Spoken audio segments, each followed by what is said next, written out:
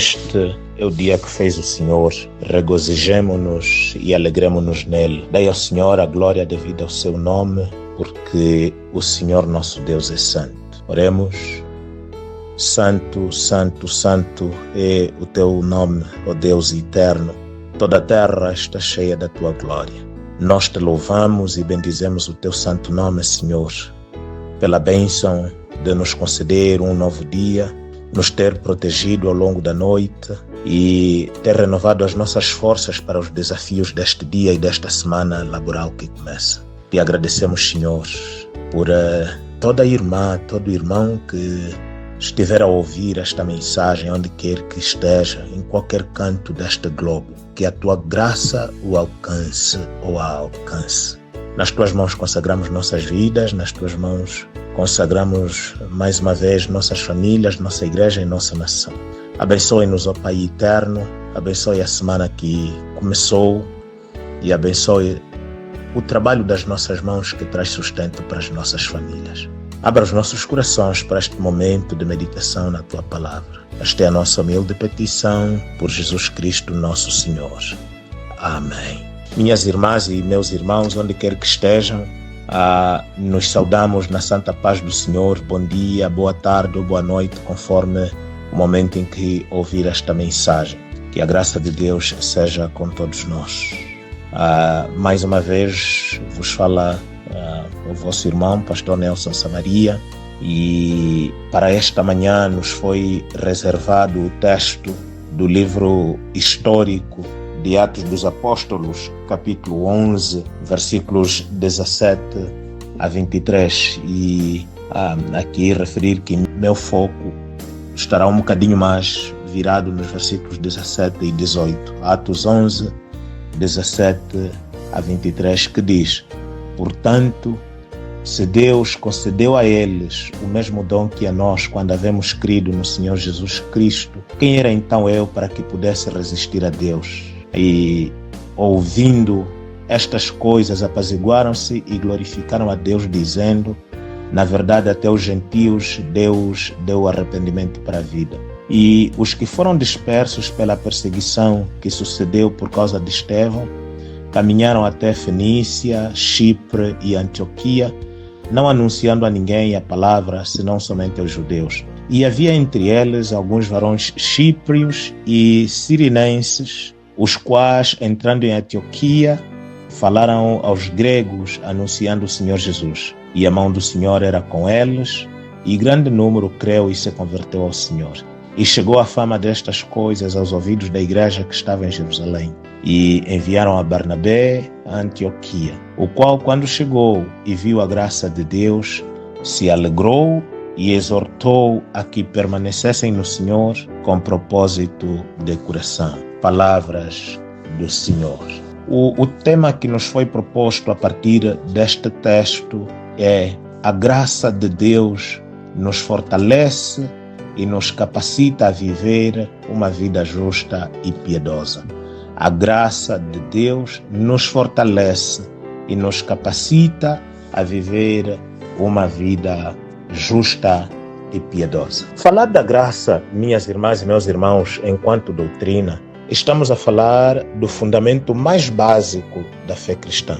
Ou seja, a nossa fé é fundamentada, a nossa fé é alicerçada na graça de Deus. O termo graça é dos mais profundos termos do vocabulário cristão, que carrega consigo o mistério de Deus que alcança quem não merece.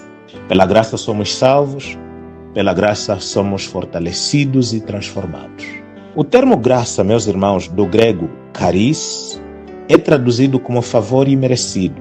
Assim, a graça de Deus é definida como um presente gratuito e generoso de amor, um presente de salvação e perdão, oferecido por Deus a homens e mulheres que não merecem e nem podem alcançá-la pelas suas obras. A graça é a expressão máxima do amor e da misericórdia de Deus, que não só perdoa os nossos pecados, mas também nos transforma e nos habilita e nos capacita a viver uma vida justa e piedosa. O que é viver uma vida piedosa? No nosso contexto, o adjetivo piedoso, piedosa, que vem de piedade, está relacionado com a virtude que implica a devoção a Deus e que se reflete numa ação motivada por compaixão e amor. Ou seja, uma pessoa piedosa é aquela que pratica bons atos motivados por compaixão e amor. Repito, pratica bons atos motivados por compaixão e amor e não pelo desejo de aparecer ou o desejo de querer conquistar o reconhecimento e a simpatia das pessoas. Não é. Isso não é piedade. Na Bíblia, meus irmãos, viver piedosamente é descrito como viver de maneira santa, pura e devota a Deus. Isto é, viver de maneira que agrada a Deus e reflete os ensinamentos de Jesus Cristo. Isto é traduzido em uma vida de obediência a Deus, busca constante de Deus, arrependimento, humildade, compaixão e amor. No texto que nós lemos, meus irmãos, vemos a narrativa da ação de Deus em manifestar a sua graça aos gentios por meio da obra do Espírito Santo. No capítulo 10, Pedro é comissionado por Deus em sonhos para ir até a cidade de Cesareia. E a mesma visão foi passada a Cornélio, que estava em Cesareia, o centurião. E em obediência, Pedro sai de Jope, onde teve a visão, e parte para Cesareia, levando consigo alguns irmãos judeus e mais os homens que tinham sido enviados pelo centurião Cornélio a partir de Cesareia para irem à sua busca em Jope. E estando lá em Cesareia, Pedro prega o Evangelho. E enquanto prega, o Espírito Santo desce sobre todos aqueles que ouviam a palavra. Atos 10, 44 e seguintes. Essa maravilha, esse milagre que acontece enquanto Pedro pregava, a notícia se espalha tão rapidamente e chega até Judeia, de que os gentios também tinham recebido o Espírito Santo. Então, quando Pedro regressa a Jerusalém, é julgado pelos irmãos judeus, questionando a Pedro como é que ele foi capaz de entrar em casas de incircuncisos. Esse termo incircuncisos é que os judeus usavam para tratar aqueles que não fossem judeus. E ainda por cima comer com eles. Para eles, a graça de Deus era um privilégio só deles. O nosso texto, especialmente os versículos 17 e 18, enquadra-se no discurso de defesa de Pedro.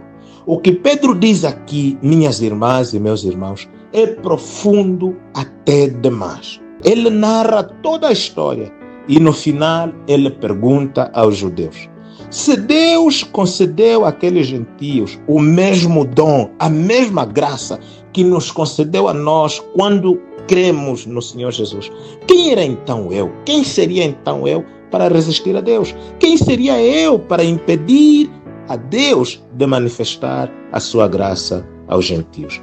Pedro foi tão humilde e tão profundo e tão sincero que aqueles que o julgavam só conseguiram responder: na verdade, até os gentios, Deus deu arrependimento para a vida. Minhas irmãs e meus irmãos, Pedro mostra aqui que a graça não é propriedade de ninguém. Ela é concedida por Deus, não por méritos nossos, mas pela generosidade do próprio Deus.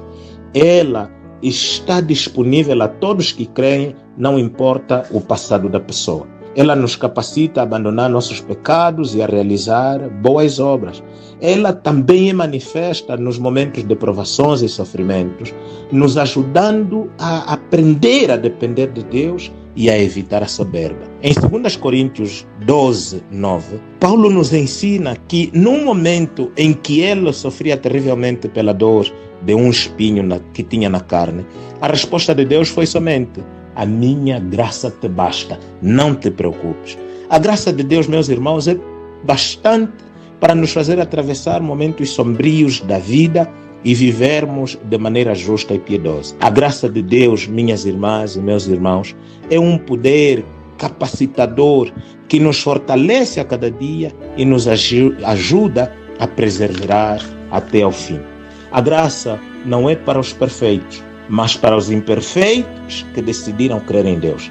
Ela nos alcança não porque merecemos, tal como os gentios em Cesareia e Antioquia, mas pela generosidade daquele que nos dá. Somos então, meus irmãos e irmãs, chamados a viver piedosamente, viver uma vida de transformação contínua e um relacionamento inabalável com Deus, servindo de testemunho positivo para os outros. As nossas igrejas, famílias e sociedades estão cheias de falsos piedosos, moralistas, sem moral, que vivem mais à procura de likes nas redes sociais, ao invés de um verdadeiro testemunho. Graça, meus irmãos, não é moralismo. Graça é ser aceite mesmo sem merecer. Moralismo é procurar ser aceite. Que a graça de Deus, de facto, nos habilite e nos capacite a viver piedosamente. Amém.